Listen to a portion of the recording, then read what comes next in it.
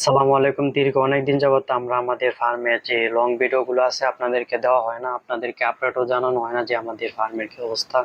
তো আলহামদুলিল্লাহ আমরা আমাদের ফার্মের মধ্যে দেখেছিলেন পূর্বের ভিডিওর মধ্যে যে দুইটা ছাগল ক্রয় করেছিলাম। তো একটা হচ্ছে অরিজিনাল ব্ল্যাক বেঙ্গল আর একটা হচ্ছে কি ক্রস বিটের ছাগল আর কি। তো এটা হচ্ছে অরিজিনাল, তো তারপরে যে ছাগলগুলো আছে সেই ছাগলের ব্রিড, আর এটা হচ্ছে ব্ল্যাক বেঙ্গল। তো ব্ল্যাক বেঙ্গল বলতে আমরা জেনে থাকি যে দেশি ছাগলগুলো তাকে সেগুলোকে ব্ল্যাক বেঙ্গল বলা হয়। তো অনেকে মনে করেন কালো ছাগল মানে ব্ল্যাক বেঙ্গল, আসলে তেমনটা নয় যে কালো মানে ব্ল্যাক বেঙ্গল। অবশ্যই পাগুলো খাটো খাটো থাকতে হবে এবং পেটটা শরীরের অনুযায়ী খুব বড় থাকতে হবে।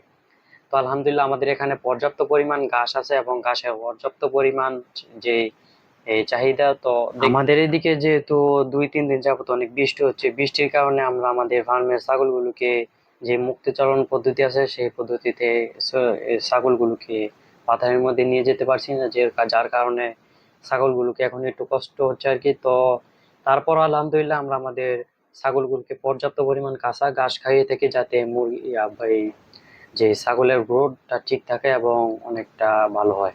তো অবশ্যই আপনার চেষ্টা করবেন যে ছাগল লালন পালন করার সময় মুক্তচারণ পদ্ধতিতে, তো এটা করে আপনার খাবার খরচটা কিছুটা কমে যাবে। তো অবশ্যই ভিডিওটি ভালো লাগলে লাইক সাবস্ক্রাইব করতে পারেন।